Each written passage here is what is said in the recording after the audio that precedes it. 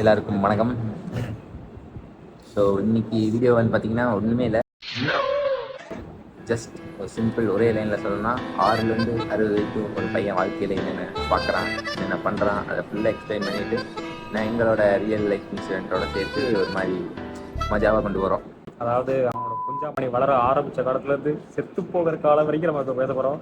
கொட்டை அழுகிற வரைக்கும் இப்போ பேச போகிறோம். சரி, 6 வயசில் நம்ம இப்போ என்ன பண்ணிட்டு இருக்கோம்?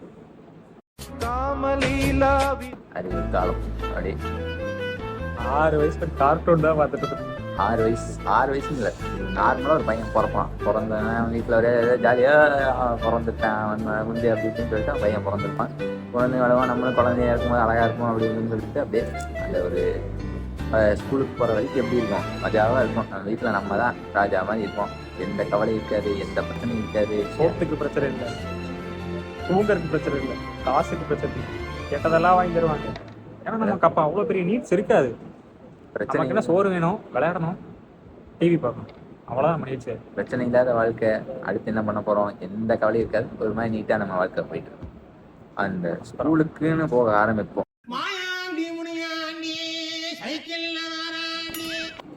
ஸ்கூலுக்குன்னு போகிறதுல கூட நமக்கு 5வது வரைக்கும் பிரச்சனையே இருக்குது. சரி, ஏதோ போகிறோம் வரோம், அங்கிட்டு போயிட்டு திருப்பி வீட்டுக்கு வந்துடுவோம்.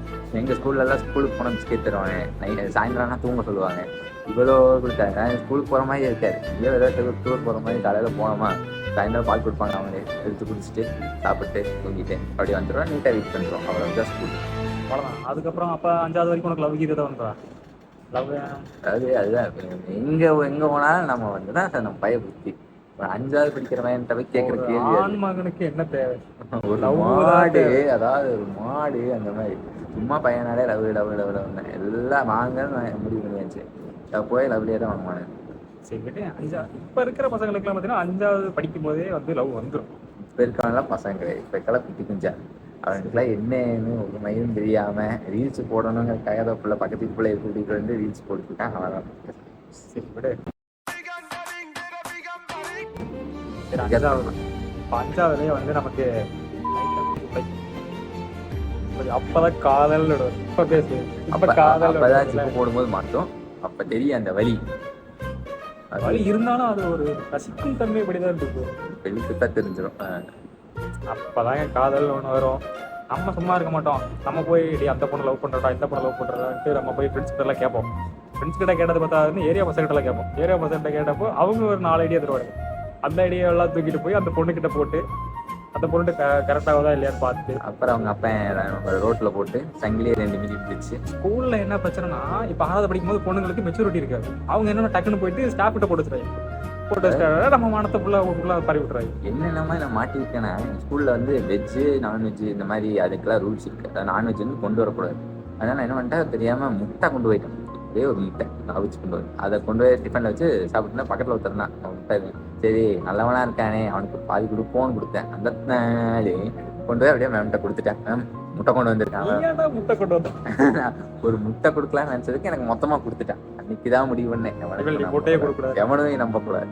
முட்டை கொடுக்க கூடாது இல்லை, எவனையும் நம்ப கூடாது. எவனையும் வரக்கூடாது. நல்லா நோட் பண்ணிக்கணும். வாழ்க்கைக்கு முக்கியமான தத்துவம். கூட இருக்கவங்க நீங்க எந்த உதவியும் பண்ணாதீங்க. உங்க வேலையை பாருங்க, வாழ்க்கை நல்லா இருக்கும். 5வது இருந்து அப்புறம் 10வது போட விட நம்மளா டான் ஆயிடுவோம். ஆயிக்குவானுங்க, அவங்களே நினைச்சுப்பாங்க நம்ம டான். அந்த மாதிரி ஒரு கேஸ்ல இருக்காங்க. பொண்ணுங்க என்ன பண்ணுவாங்க, பொண்ணுங்க வந்து எப்பயுமே ஒரு ஹீரோ மாதிரி இருக்கிற பசங்க மேலதான் காதல். பொண்ணுதான் வாழ்க்கை. எனக்கு வாழ்க்கையில என்னதான் இருக்கு, பொண்ணுதான் இருக்கு. இதெல்லாம் தேடி போறோம், பொண்ணை தேடிதான் போறோம். இதெல்லாம் எந்த வயசுல தெரியும்? ஆனதும் பெண்ணாலே அழிவதும் பெண்ணா. சும்மா பொண்ணு இது மட்டும்தான் அந்த ஸ்கூல் லைஃப்ல. 10th வரும்போது எல்லாம் படிப்பாங்க. பப்ளிக் இதெல்லாம் எங்க அடிவாங்கன்னா 10th ரிசல்ட்ல வாங்குவானுங்க. ஏன்னா ரிசல்ட் வரும் காலையாக புதிய திறமை நியூஸ்ல இருக்கும். இன்னும் சிறிது நேரத்தில் 10வது மாணவர்கள் ரிசல்ட் வர போகிறது டங்குன்னு பார்த்தா நம்ம அப்பா ஃபோனுக்கு மெசேஜ் வந்திருக்கும். அப்ப தெரியும் நீ அந்த வாழ்க்கையே ஸ்கூல் வாழ்க்கையை ஏன் வேஸ்ட் பண்ணி. நீ பின்னாடி போட பொண்ணு 500 எடுத்துருக்கோம். அவ வாங்கி போயிருவான். Just pass ஆயிருப்பேன். நீ ஜஸ்ட் பாஸ் 30-35 வாங்கிட்டேன். பக்க முடிச்சுட்டு இருப்பேன். இதுதான் நடக்கும். எல்லாருக்கும் இதுதான் நடக்கும். ஸ்கூலு அதெல்லாம் ஓவர். அப்படியே 10th மார்க் கம்மியா எடுத்தாலும் அப்போ ஒரு மோட்டிவேஷன் வரும். சரி 11th நோட்ல படிச்சு பாஸ் ஆகி போயிடலாம். நல்ல காலேஜாக போயிடலாம். 12th நல்ல மார்க் எடுக்கிறோம், நல்ல காலேஜில் போகிறோம், செட்டில் ஆகிறோம், பெரிய ஆள் ஆகிறோம். அப்படி ஒரு கனவுல இருப்பீங்க. எல்லாருக்கும் ஒரு சின்ன அட்வைஸ் என்னன்னா 10th வரைக்கும் ஸ்கூலில் படிச்சுட்டு 11th 12th போகும்போது வேறு ஸ்கூல் போகிறேன், அது போகாதீங்க. ஏன்னா அந்த மாதிரி போனது தான் நான் போனது வந்து பாய்ஸ் ஸ்கூல். போயிட்டு 11th 12th போட்டால் பாய்ஸ் ஸ்கூலுங்கிறானுங்க. அங்கே போனால் பாய்ஸ் ஹையர் செகண்டரி ஸ்கூல். அதாவது பாய்ஸ் ஸ்கூல்னா என்னென்னு கூட வித்தியாசம் தெரியாமல் இருந்திருக்கேன். அங்கே போய் ஃபர்ஸ்ட் நாள் ஒன்றும் தெரியல. செகண்ட் நாள் போய் கேட்குறேன், என்ன ப்ரோ எனக்கு கேர்ள்ஸே இல்லை அப்படின்னா, ப்ரோ இது பாய்ஸ் ஸ்கூல் ப்ரோ. பாய்ஸ் ஸ்கூல்னா அப்போ கேர்ள்ஸ் இருக்க மாட்டாங்களா அப்படின்னு கேட்குறேன். அதான் அந்த அளவுக்கு தான் நம்ம மெச்சூரிட்டி லெவல் இருந்திருக்கு ஸ்கூல் படிக்கும்போது. பாய்ஸ் ஸ்கூல்னு தனியாக இருக்குது, கேர்ள்ஸ் ஸ்கூல் தான் இருக்காங்க, பாய்ஸ் மட்டும் தான் படிப்பாங்கன்னு தெரியல. தெரிஞ்சிருந்தா உங்களுக்கு எங்கள் ஸ்கூல்லே இருந்திருப்பேன், ஆனால் அப்போ தெரியல. சரி, 11th 12th படிப்பியான்னு பார்த்தா அப்பயும் படிக்க மாட்டேன், அது வேற விஷயம். அதாவது ஒரு எப்பவுமே படிக்க மாட்டான். அவனுக்கு ஏதாவது கஷ்டம் இருந்தாலும் ஏதாவது பண்ணுறவன் தான் படிப்பானே தவிர ஒரு 90%லேருந்து 87% படிக்கவே மாட்டானுங்க. கடைசி நாள் உட்காந்து படிப்பானுங்க, அவ்வளோதான். மற்ற நேரம் எதுவும் படிக்க மாட்டாங்க. இதுதான் படிக்கிறது தான் பேசிக்காக எல்லா பசங்களும் பண்ணுற ஒரு விஷயம். அடுத்து பார்த்தீங்கன்னா காலேஜ் 12th முடிச்சாச்சு. இப்போ வந்து காலேஜ் போகிற காலேஜ் 12th மட்டும் பாஸ் ஆயிருக்கேன். காலேஜ் போட லைஃப் ஜாலியாக இருக்கு. இப்படி கிட்ட எவனா சொல்லியிருப்பான், அவன் மட்டும் கிடைச்சானா சிறுபக்கல் தெரியும். அது வேற யாரெல்லாம் உங்கள் ஸ்டாஃப் தான் சொல்லியிருப்பாங்க ஸ்கூலில். அவன் நடிக்கணும் போல. ஏன்னா இங்கே வந்ததுக்கப்புறம் தான் தெரியுது ஸ்கூல் வாழ்க்கை. அதாவது ஸ்கூல் வாழ்க்கையே வந்து நான் ஒன்றும் சூப்பர் வா அப்படிலாம் சொல்ல. ஸ்கூல் வாழ்க்கை வந்து நரகம் தான். அந்த ஸ்கூல் வாழ்க்கையே பரவாயில்லைங்கிற அளவுக்கு இங்கே ஒருத்தவங்க கொடுக்குறானா அப்போ பார்த்துங்க இது எந்த அளவுக்கு அடிக்கிறானுங்க. இது வரைக்கும் அது பரவாயில்லைங்க, அங்கேயாவது காலையில் 8 மணி நேரம் 4 அடி போயிடலாம். இங்கே வாங்குறது முடியல அந்த அளவுக்கு. ஸ்கூலில் பார்த்தீங்கன்னா உங்களுக்கு ஃப்ரெண்ட்ஸ் இருப்பாங்க, கேங்காக சேர்ந்துட்டு போய் அடி வாங்குவீங்க.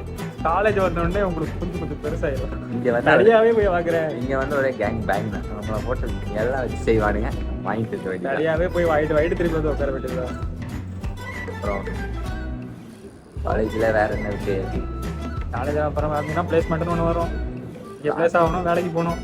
காலேஜ் முடிஞ்சது வரைக்கும் எதுக்கு காலேஜ் வரும், என்ன பண்ண போகிறோம், எதுவுமே நம்ம மண்டையில் என்ன படிக்கிறேன்னு உனக்கே தெரியாது. எதுவும் தெரியாது, எதுவும் பார்க்க போகிறது, எதுவும் பண்ண போகிறது இல்லை.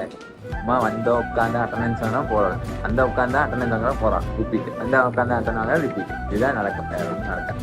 ஒரு லாஸ்ட் இயர் அந்த கொஞ்சம் முன்னாடி வரும்போது அந்த வாழ்க்கை நினச்சி ஒரு பயம். அடுத்து என்ன பண்ண போகிறோம், அடுத்து என்ன பண்ண போகிறோம், வாழ்க்கை நினைச்சலாம் பயம் இல்லை. எப்போ கல்யாணம் பண்ண போகிறோம், எப்போ பண்ண போகிறோம், இதுதான் இவன் முத்தியே இவ்வளவுதான். பண்ண போறோம்னு போகலாம் போவேன்.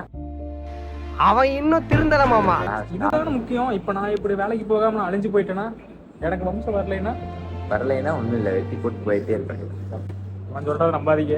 பொண்ணுங்க அவசியம், பட் ஆனால் அது கரெக்டான பொண்ணுங்களா பார்த்து வாங்கணும். இல்லைன்னா உங்களுக்கு தெரியும் கொடுத்துருக்காரு. அதாவது பொண்ணு அவசியம், பொண்ணுங்க அனாவசியம். சும்மா பொண்ணுங்க அதுல பொண்ணு வேணா அவசியம், பொண்ணுங்க அனாவசியம். வீணா போய் வேற பசங்களா இருந்துறாதீங்கடா சொல்றேன். பிளேஸ்மெண்ட் வரும். பிளேஸ்மெண்ட் வந்த உடனே அதை ட்ரை பண்ணி அப்படியே காலேஜ் போயிட்டு அட்டன் பண்ணிட்டு பிளேஸ் ஆயிருவீங்கிற ஒரு மன நம்பிக்கையில போவீங்க. உங்களுக்கு வந்து ஸ்டாஃப்ஸ் எல்லாம் சொல்லி நம்ப வைப்பாங்க. அதாவது காலேஜில் படிக்கிற எல்லா பசங்களும் அவங்க வாழ்க்கையில இந்த டைலாக் சொல்லியிருப்பீங்க. இல்லை டீ கடை போட்டுடலாம் ஒரு வாட்டியா சொல்லியிருப்பீங்க. காலேஜ் 4 வருஷம் படிக்கிறீங்கன்னா அது 2வது வருஷமே இந்த மாதிரி பேச ஆரம்பிச்சிருவீங்க. இந்த பக்கம் ஒருத்தன் காதுல பண்ணிட்டு இருப்பான், டீ கடை போட்டு அங்கே வருஷத்துக்கு 2 கோடி சம்பாதிக்கிறான். இந்த பக்கம் ஒருத்தன் 10 கோடி சம்பாதிக்கிறான். அந்த பக்கம் ஒருத்தன் இந்த மாதிரி கேப் கிடைக்கும் போது புதுசா ஒரு பானிபூரி கடை போடலாம்.